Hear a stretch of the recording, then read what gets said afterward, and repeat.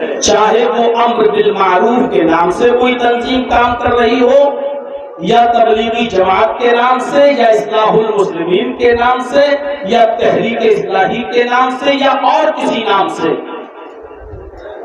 سب کا مقصد یہی ہے کہ لوگوں کے اندر اصلاح پیدا ہو جائے، سب راہ راست پر آ جائیں۔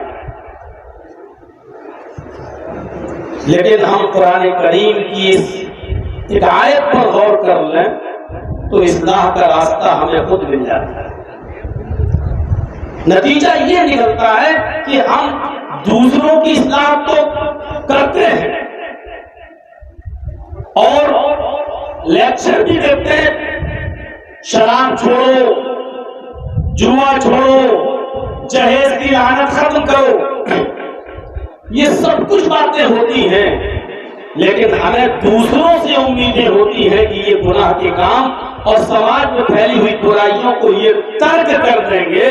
لیکن جب بات ہم جیسے علماء کو اور ہم جیسے ذمہ داروں کو اپنی بیٹی کی شادی کی آتی ہے تو ہم اپنی بیٹی کو جہیز دیں گے،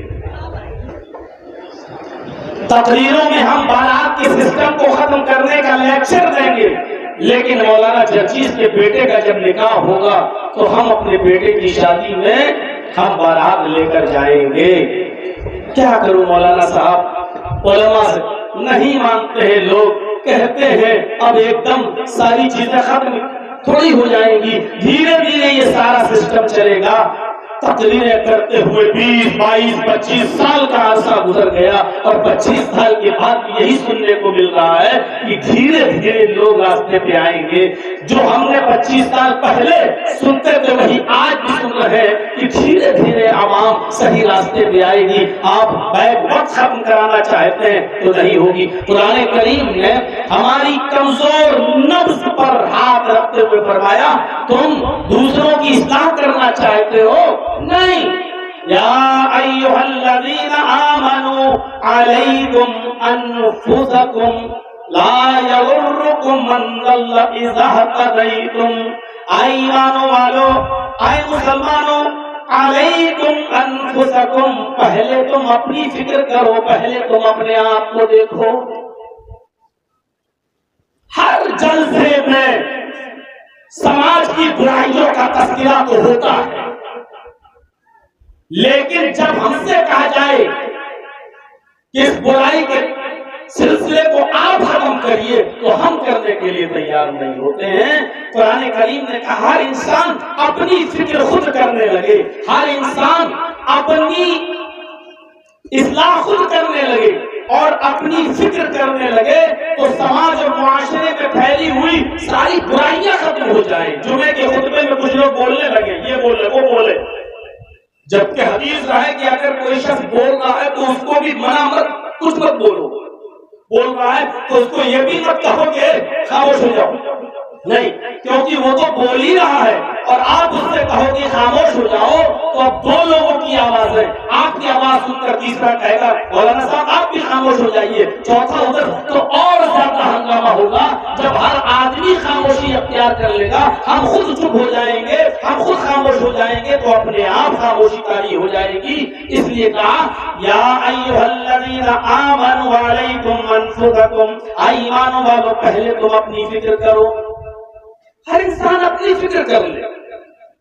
حضرت حذیفہ رضی اللہ تعالیٰ عنہ کو اللہ کے نبی جناب محمد رسول اللہ صلی اللہ علیہ وسلم نے مدینہ میں بلایا اور اپنے قریب کرنے کے بعد فرمایا اے حذیفہ میں تمہیں ایک لسٹ دے رہا ہوں، اس لسٹ کے اندر مدینے میں جتنے منافق ہیں ان کے نام ہیں، اس لسٹ میں میں نے مدینے کے منافقوں کا نام درج کیا ہے، لیکن میں تمہیں رازدار سمجھتا ہوں اور رازدار بنا رہا ہوں۔ اے حذیفہ اس راز کو راز ہی رہنے دینا، دیکھو میں نے تمہارے اوپر بھروسہ کیا ہے، میں نے تمہیں رازدار بنایا ہے۔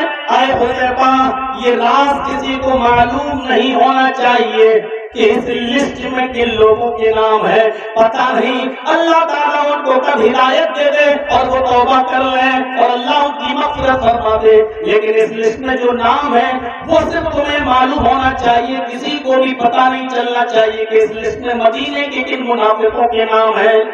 حضرت حذیفہ نے اس لسٹ کو اپنے پاس رکھا، ناموں کو پڑھا اور اپنی پوری زندگی اس لسٹ کو دیکھنے کے بعد کسی کو بتایا نہیں کہ اس لسٹ میں کتنے لوگوں کے نام ہیں، کون منافق ہے۔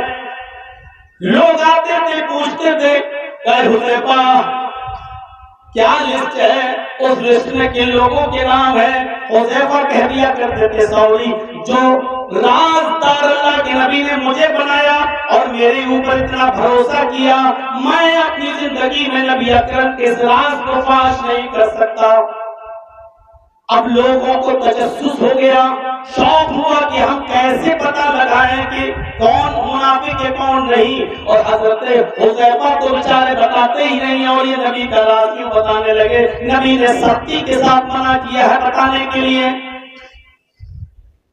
تو دیکھتے تھے مدینے کے لوگ کسی کا انتقال جب ہو جاتا تھا مدینے میں تو لوگوں کی نظر اس انتقال شدہ آدمی پر نہیں ہوتی تھی، اس مرنے والے پر نہیں ہوتی تھی، جو انتقال کر گیا اس پر نہیں ہوتی تھی۔ اس کے جنازے میں وہ لوگ یہ دیکھا کرتے تھے کہ حضرت حذیفہ آئے ہیں یا نہیں آئے ہیں۔ اگر حضرت حذیفہ آئے ہیں تو سمجھا جاتا تھا کہ مرنے والے کا جنازہ مومن کا جنازہ ہے، اور اگر مرنے والے کے جنازے میں حضرت حذیفہ شامل نہیں ہوئے تو سمجھا جاتا تھا کہ مرنے والا منافق ہے۔ یہ لوگ اپنے دماغ سے سوچنے لگے کہ حذیفہ اس لیے نہیں آئے کہ مرنے والے کا نام لسٹ میں پڑا ہوگا، اور اس منافق کا انتقال ہوا اس لیے نہیں آئے۔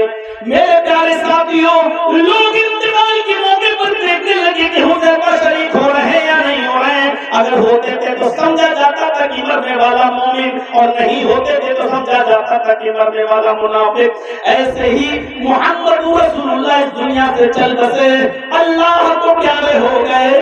کچھ عرصے کے بعد حضرت عمر فاروق رضی اللہ تعالیٰ عنہ نے حضرت حذیفہ کی دعوت دی کہ آؤ آج تمہاری دعوت ہے میرے یہاں۔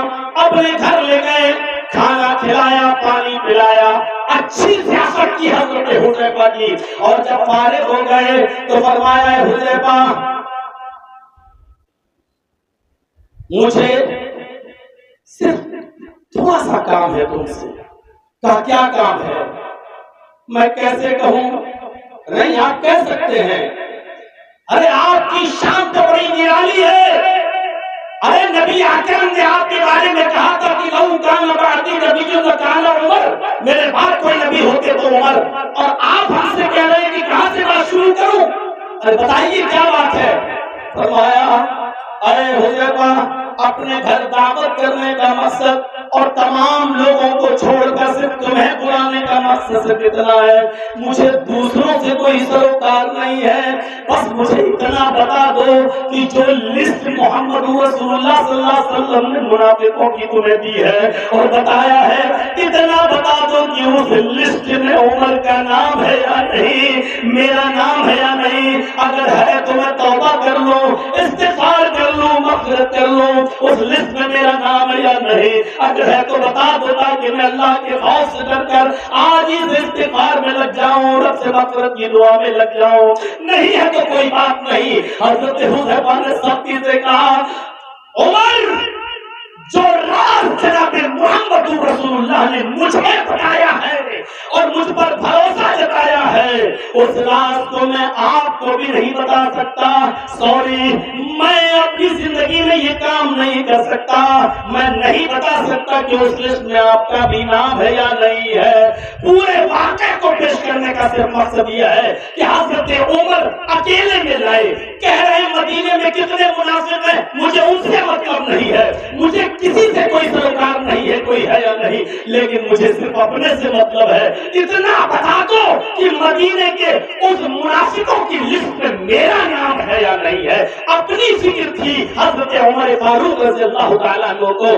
اسی طریقے سے ہر شخص، ہر انسان، ہر مسلمان اپنی فکر خود کر لے، اپنے سماج میں اصلاح ہو جائے گی۔ معاشرے کے اندر آپ دیکھ لیجئے جگہ نیکیوں کی گنگا بہنے لگے گی اور برائیاں اپنے معاشرے سے خود بخود ختم ہوتی چلی جائیں گی۔ تو میرے پیارے ساتھیوں ذرا غور کیجئے، حضرت عمر فاروق نے بتا دیا مجھے اپنی فکر ہے، ہم پہلے اپنے آپ کی اصلاح کر لیں، بتاؤ اگر نام ہے تو میں آج ہی سے توبہ کروں، استغفار کروں، اور میں کسی کو نہیں بتاؤں گا کہ حضرت حذیفہ نے مجھے بتا دیا ہے، میں کسی کو نہیں بتاؤں گا۔ لیکن جس پر نبی کی نظر انتخاب پڑی ہو کہ یہ شخص رازداری کو رازداری میں رہنے دے گا، کسی کو نہیں بتائے گا، وہ رازدار حضرت عمر سے بھی کہہ رہا ہے سوری میں آپ کو بھی نہیں بتا سکتا، میں نبی اکرم کے توکل و بھروسے کو نہیں چھوڑ سکتا۔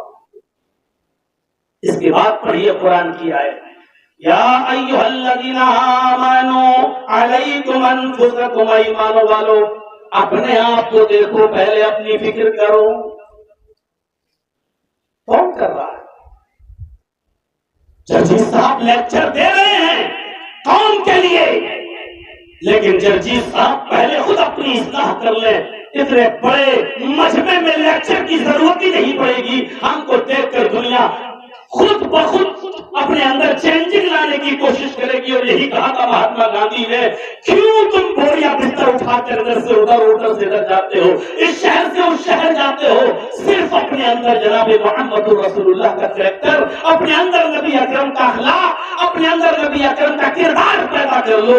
غیر مسلم دنیا تمہارے اخلاق، تمہارے کردار اور تمہارے کریکٹر کو دیکھ کر خود بخود اسلام قبول کرتی چلی جائے گی۔